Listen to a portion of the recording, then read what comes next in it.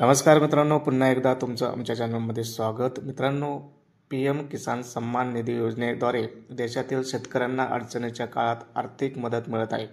या योजनेअंतर्गत केंद्र शासन वर्षाला शेतकऱ्यांच्या बँक खात्यात थेट 6,000 रुपये वितरित करते, तर राज्य शासनाच्या वतीने नमो किसान सन्मान निधी योजनेअंतर्गत शेतकऱ्यांना वर्षाकाठी 6,000 रुपयांची आर्थिक मदत देण्यात येते। आता राज्य शासन या निधीत 3,000 रुपयांनी वाढ करणार असून राज्याद्वारे 9,000 आणि केंद्र शासनाचे 6,000 असे शेतकऱ्यांना आता वर्षाला 15,000 रुपये अर्थसहाय्य मिळणार आहे। तशी घोषणा देवेंद्र फडणवीस यांनी केली आहे।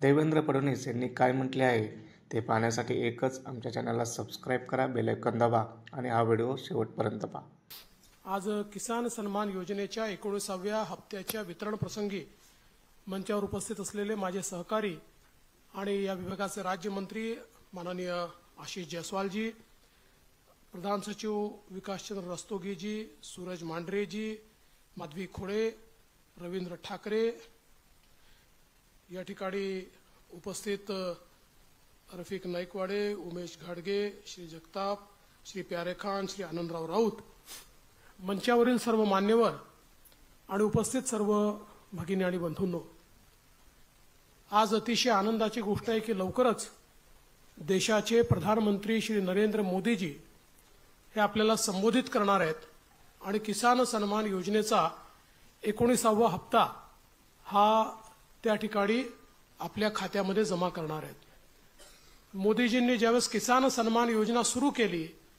त्यावेळी काही लोकांनी टीका केली, पण आज शेतकऱ्याच्या अडीअडचणीच्या काळामध्ये या योजनेच्या माध्यमातून शेतकऱ्याच्या आणि छोट्या शेतकऱ्याच्या खात्यामध्ये जाणारा पैसा हा अडीअडचणीला त्याला कामाला येतो।